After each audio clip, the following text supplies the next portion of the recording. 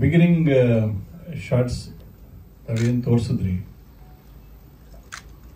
ಏನೋ ಒಂದು ಕಡೆ ಆ ಮಾತುಗಳು ಮತ್ತು ದೃಶ್ಯ ಗೊತ್ತಿಲ್ಲದಾಗೆ ಕಣ್ಣಲ್ಲಿ ಒಂದು ನೀರು ಬರೋದಂತೂ ಸಹಜ.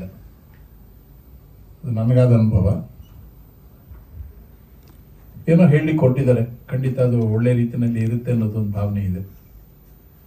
ನೀವು ತೆಗೆದುಕೊಂಡ ಪಾತ್ರಗಳನ್ನ, ಆ ಊಟದ ವಿಷಯ ಇರ್ಬೋದು, ಹಲವಾರು ಘಟನೆಗಳನ್ನು, ಸಣ್ಣ ಸಣ್ಣ ಘಟನೆಗಳು ಹೇಳಿದ್ರು ಕೂಡ ಅದರಲ್ಲಿ ಮುಂದೆ ಏನೋ ಒಂದು ಒಳ್ಳೆಯ ಉದ್ದೇಶಗಳನ್ನ ಇರೋದನ್ನ ಅದು ಸೂಕ್ತವಾಗಿ ತಿಳಿಸಿದ್ದೀರ.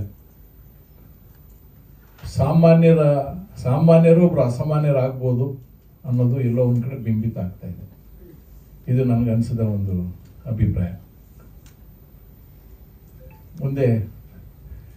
ಮುಂದೆ ನೋಡಿದಾಗ ಮಿಕ್ಕಿದ್ದೆಲ್ಲ ನೆಕ್ಸ್ಟ್ ಮಾತಾಡೋಣ ಸರ್. ಬಹುಶಃ ಎಲ್ಲೋ ಒಂದ್ ಕಡೆ ಮನ ಮುಟ್ಟುವಂತ ಕೆಲಸ ಫಸ್ಟ್ ಅನ್ಸುತ್ತೆ. ನನ್ಗನ್ಸುತ್ತೆ ಫೀಲಿಂಗ್ ಫಸ್ಟ್ ಅದು ನೋಡ್ತಾ ಇದ್ದಾಗ ಭಾವನೆಗಳು, ಅದು ಮಾತುಕತೆ, ಕೆಲವ್ರದ್ದು ವಾಯ್ಸ್ ಮಾಡ್ಯುಲೇಷನ್. ಸರ್ ಅವ್ರಿಗೆ ಗೊತ್ತಾಗಲಿ ಹೆಸರು ನನಗೆ, ನಾಗೇಂದ್ರ ಪ್ರಸಾದ್ ಅವರು ಮಾಡಿದ್ದಾರೆ ಅಂತ ಕಾಣುತ್ತೆ. ಅವರ ಡೈರೆಕ್ಟರ್ ಸರ್, ಮೀಟ್ ಮಾಡಿರಲಿಲ್ಲ ನಿಮ್ಮನ್ನ. ಆ ವಾಯ್ಸ್ ಎವ್ರಿಥಿಂಗ್ ಭಾಳ ಇಂಪ್ರೆಸ್ ಆಗಿದೆ. ಅಭಿಜಿತ್ ಅವ್ರು ಗುಡ್, ಒಳ್ಳೇದಾಗಲಿ. ಹಾಯ್ ಅಭಿಜಿತ್, ಒಳ್ಳೇದಾಗಲಿ ಸರ್, ಚೆನ್ನಾಗಾಗುತ್ತೆ. Thank you. ಇದ್ರ ಜೊತೆ ಒಂದು ಹೇಳಲಿಕ್ಕೆ ಇಷ್ಟಪಡ್ತೀನಿ. ಈ ಪುನೀತ್ ನಿವಾಸ ಇವತ್ತು ನಾನು ಟ್ರೈಲರ್ ಲಾಂಚ್ ಮಾಡ್ತಾ ಇದ್ದೀನಿ ಅಂತ ನನಗೆ ಸತ್ಯ ಗೊತ್ತಿರಲಿಲ್ಲ. ನಾವು ಲಾಸ್ಟ್ ಮಂತು ಇತ್ತೀಚೆಗೆ ನಾವೊಂದು ಟ್ರಸ್ಟ್ ಮಾಡಿದ್ದೇವೆ, doctor Puneeth Rajkumar charitable trust ಅಂತೇಳಿ. ಅಶ್ವಿನಿ ಅವರು ಪ್ರೆಸಿಡೆಂಟ್ ಆಗಿದ್ದಾರೆ. ಅದ್ರದ್ದು ನಾನು ಒನ್ ಆಫ್ ದಿ ಟ್ರಸ್ಟಿ.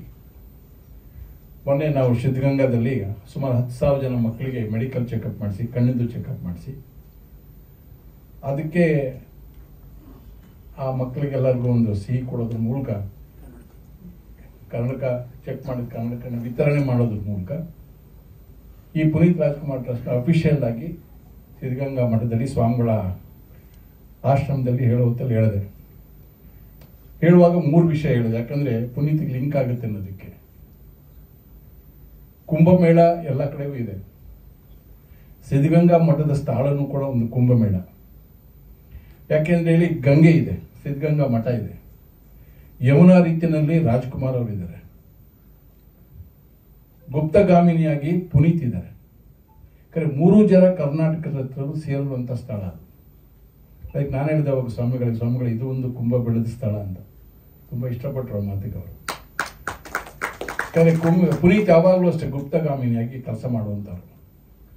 ನಾವು ರಾಜ್ಕುಮಾರ್ ಟ್ರಸ್ಟ್ ಇಂದ ಕಣ್ಣಿಗೆ ಸಂಬಂಧಪಟ್ಟಂತೆ ಕೆಲಸಗಳನ್ನು ಮಾಡಬೇಕಾದಾಗ ಒಂದು ವೆಹಿಕಲ್ ಬೇಕು ಅಂತ ಅದ್ರ ಟ್ರಸ್ಟ್ ಕೂಡ ಕೆಲಸ ಮಾಡಿ ಸುಮಾರು ನಾವು ಬಿಳಿಜಿನಲ್ಲಿ ನಮ್ಮದೇ ಡಾಕ್ಟರ್ ರಾಜ್ಕುಮಾರ್ ಐ ಬ್ಯಾಂಕ್ ಅಂತಿದೆ.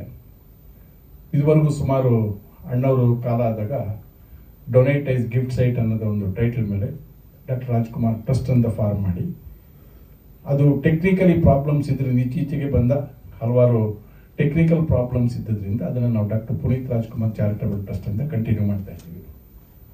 ಇದುವರೆಗೂ 1200 ಜನ ಆಲ್ಮೋಸ್ಟ್ ಪ್ರಪಂಚ ನೋಡ್ತಾ ಇದ್ದಾರೆ ಇವತ್ತು ರಾಜ್ಕುಮಾರ್ ಅವ್ರ ಹೆಸರಿಗೆ. ಅಂದ್ರೆ ತೀರೋಗಿರೋರು ಮನೆಯಲ್ಲಿ ಹೋಗಿ ಕಣ್ಣು ಕಲೆಕ್ಟ್ ಮಾಡಿ ವಿತಿನ್ 6 hours ಅದನ್ನು ಶಂಕರ ಹಾಸ್ಪಿಟಲ್ಗೆ ರೀಚ್ ಮಾಡಿ ಅವ್ರಿಗೆ ಟ್ರೀಟ್ಮೆಂಟ್ ಮಾಡಿಸ್ಕೊಡುವಂಥ ಕೆಲಸವನ್ನು ನಾವು ಮಾಡ್ತಾ ಇದ್ವಿ. ಸೊ ಇವತ್ತು ಪುನೀತ್ ನಿವಾಸ ಅನ್ನೋ ಟೈಟಲ್ನ ಲಾಂಚ್ ಮಾಡುವಂಥದ್ದು ಸಂದರ್ಭದಲ್ಲಿ ನಾನು ಹೇಳಬೇಕು ಅಂತ ಇಷ್ಟಪಟ್ಟೆ. ಯಾಕಂದ್ರೆ ಅಲ್ಲಿಯೂ ಕೂಡ ಹಲವಾರು ಜನಕ್ಕೆ ಕಂಡು ಬಂದಾಗ ಆಶ್ಚರ್ಯ ಪಡ್ತಾರೆ. ಒಂದ್ಸರಿ ಹೇಳಿದ್ದೆ ಪುನೀತ್ ಅವ್ರಿಗೆ ಒಂದು ವೆಹಿಕಲ್ ಕೊಡಬೇಕು ಶಂಕರ ಹಾಸ್ಪಿಟ್ಲಿಗೆ ಅಂತ ಹೇಳಿ ಸುಮಾರು 3-4 ತಿಂಗಳಾಗಿದೆ.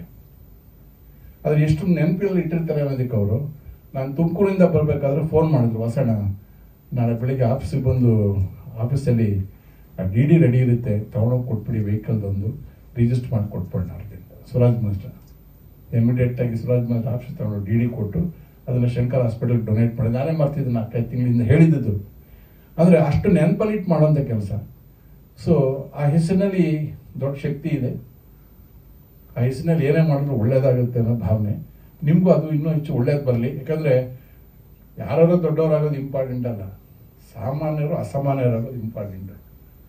ನೀವು ಅಲ್ಲಿ ಕೂತ್ಕೊಂಡು ಹೊರಗಡೆ ಕೂತ್ಕೊಂಡು ಅಭಿಮಾನಿ ನೋಡೋದಕ್ಕಿಂತ ಇವತ್ತು ನೀವು ನಿರ್ಮಾಪಕರಾಗಿ ನಿಂತ್ಕೊಂಡು ನೋಡ್ತಾ ಇದ್ರಲ್ಲ, ಅದನ್ನೇ ಪುನೀತ್ ಎಕ್ಸ್ಪೆಕ್ಟ್ ಮಾಡ್ತಾ ಇದ್ದು. Thank you sir.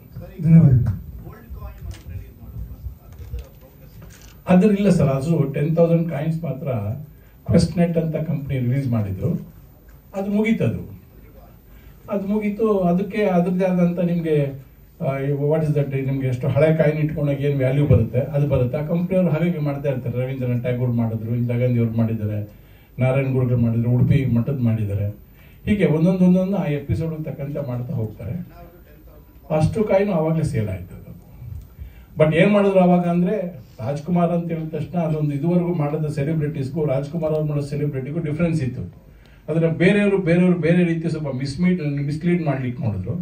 ಅದೇನೂ ಆಗಲಿಲ್ಲ. ಬಟ್ ಇವತ್ತಿಗೂ ಕೂಡ ಆ ಕಾಯಿನ್ ಅದೇ ಆದ ವ್ಯಾಲ್ಯೂ ಇದೆ. ಇವತ್ತಿಗೂ ನೀವು ಹಳೆ ಕಲೆಕ್ಟ್ ಮಾಡಿದ್ದವರು ಅದ ಏನಂತ ಗೊತ್ತಾಗಲ್ಲ ನಮ್ಗೆ, ಹಳೆ ನಾಣ್ಯಗಳು ಕಲೆಕ್ಟ್ ಮಾಡಿದ್ದವರು ಆ ಗೋಲ್ಡ್ ಕಾಯಿನ್ ಇವತ್ತು ಕೂಡ ಲಕ್ಷಗಟ್ಟಲೆ ಅದಕ್ಕೆ ಅದರದೇ ಆದಂಥ ವ್ಯಾಲ್ಯೂಸ್ ಇದೆ. ಸ್ಟಾಂಪ್ಸ್ ಕೂಡ ಮಾಡಿದ್ದಾರೆ. ಇವಾಗ ಮೊನ್ನೆನೂ ಕೂಡ ಗಂಧದ ಗುಡಿ ಅಂತ ಒಂದು ನಮ್ಮ ಗಂಧದ ಕಡ್ಡಿ ರಿಲೀಸ್ ಮಾಡ್ತಾ ಇದ್ದಾರೆ ಪುನೀತ್ ರಾಜ್ಕುಮಾರ್ ಅವ್ರ ಟೈಮಲ್ಲಿ, ಗಂಧದ ಗುಡಿ ಅಂತ.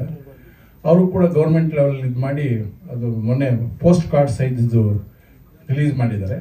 ಅದು ಕೂಡ ಶಾರ್ಟ್ಲಿ ಅದು ಕೂಡ ಹೊರಗಡೆ ಬರುತ್ತೆ. ಇದು ನಮ್ಮ ಟ್ರಸ್ಟಿಂದ ನಾವು ಒಂದು ಸಣ್ಣ ಮಾಡ್ತಾ ಇರೋ ಕೆಲಸ.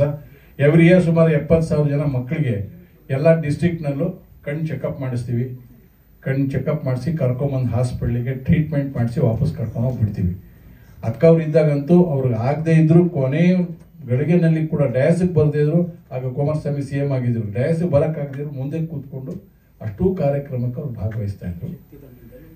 ಅದೇ ಶಕ್ತಿಧಾಮ ಇರಲಿ, ಇನ್ನೊಂದು ಪ್ರತಿಯೊಂದು ಕೂಡ ತಮಗೆಲ್ಲ ಗೊತ್ತಿರುವಂಥದ್ದೇ. ಸೊ ಎಲ್ಲ ನಿವಾಸದಲ್ಲಿ ಇದೆಯಲ್ಲ, ಅದರಿಂದ ಒಳ್ಳೇದಾಗಲಿ. ಈ ಕಾರ್ಯಕ್ರಮದಲ್ಲಿ ನೀವು ಮಾಡಿದ್ದೀರಾ, 2 ಚಿತ್ರಗಳನ್ನು ಹಾಕಿದ್ದೀರಾ. ಅವರಿಬ್ಬರು ನಿಮ್ಗೆ ಆಶೀರ್ವಾದ ಮಾಡಲಿ. ಒಳ್ಳೆಯದಾಗಲಿ.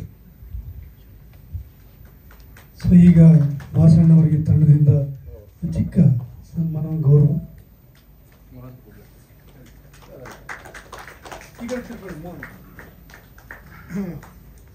ರಾಜಣ್ಣ ಈ ಕಡೆ